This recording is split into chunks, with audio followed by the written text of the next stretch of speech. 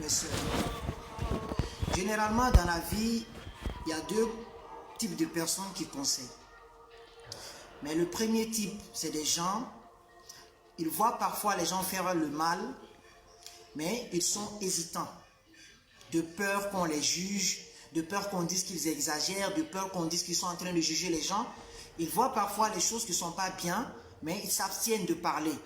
Ils se disent, bon voilà, c'est pas grave, il faut laisser faire, etc. Ça, c'est le premier groupe. Le deuxième groupe, il y a des gens, ils vont vous voir en train de faire le mal, tomber dans ce qui pourrait vous donner des graves péchés et ils vont parler.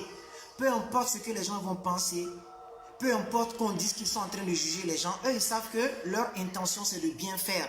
Et ils le font uniquement pour Allah. Généralement, parfois, ces personnes sont mal perçues dans la société. On dit que c'est des gens qui exagèrent.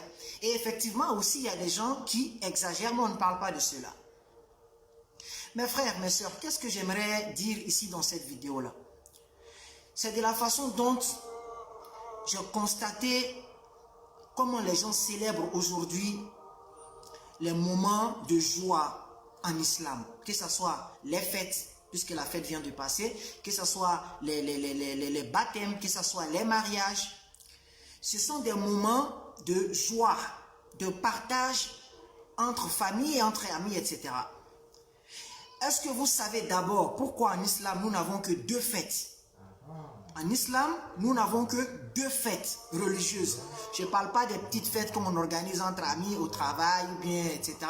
pour célébrer une chose particulière. Non, je parle de la religion. Les deux seules fêtes reconnues en islam sont la fête de Ramadan et la fête de Tabaski. S'il devrait y avoir une troisième fête, ça aurait été les vendredis, puisqu'on se retrouve entre familles, entre amis, on prie, etc. et puis on se sépare. Mais il n'y a que deux fêtes officielles en islam.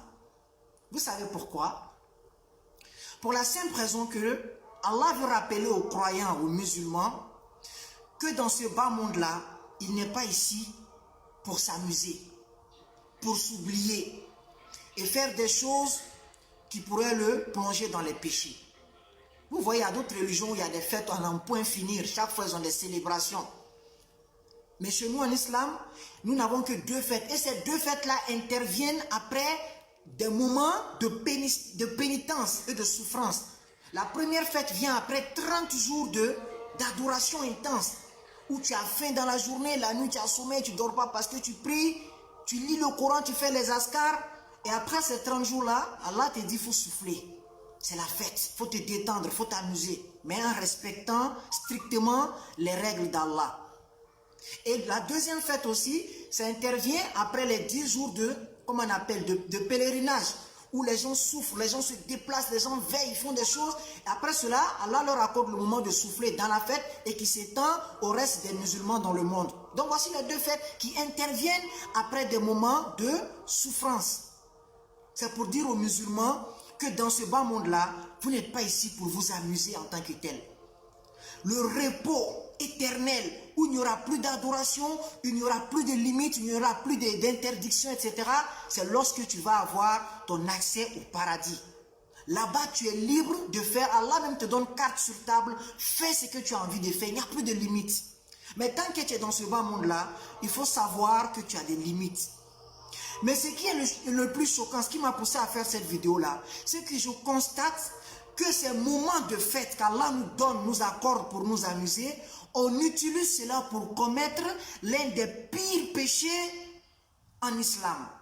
Un des pires péchés en islam, c'est que le prophète Mohammed sallallahu alayhi wa sallam nous a particulièrement mis en garde. C'est quoi? Ashirkul Asghar, le petit polythéisme, qui est quoi?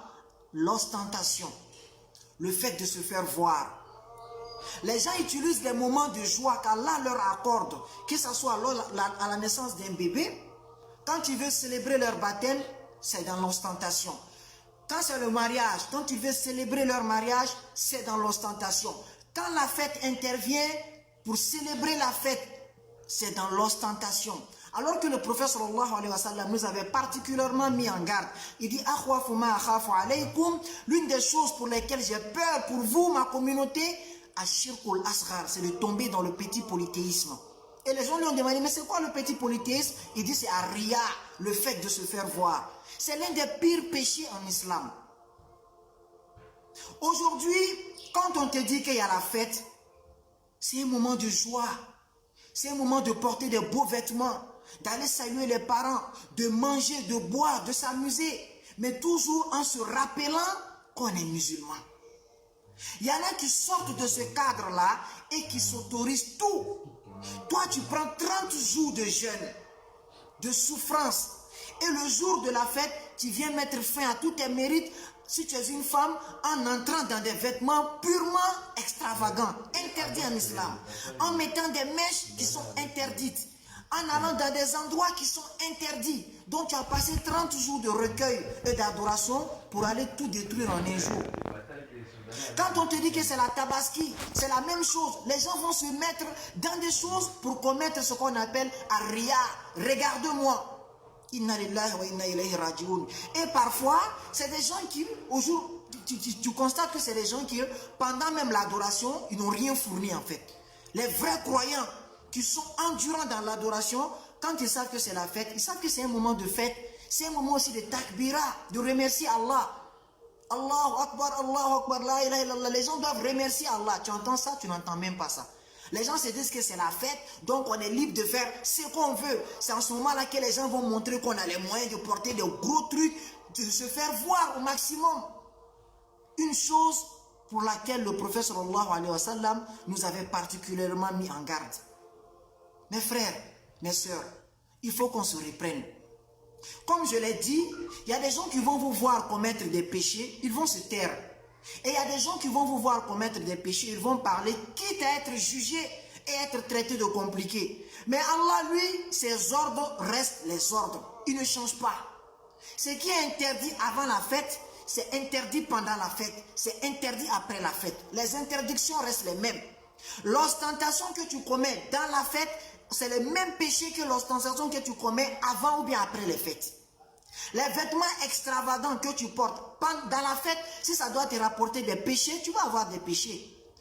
Les endroits pourris où les musulmans vont s'asseoir entre filles, mélangées avec les hommes, à fumer de la chicha, à se permettre n'importe quoi, dans des boubous, dans des vêtements extravagants, tout ça parce que c'est la fête. Si ça doit te donner des péchés, tu vas avoir les mêmes péchés.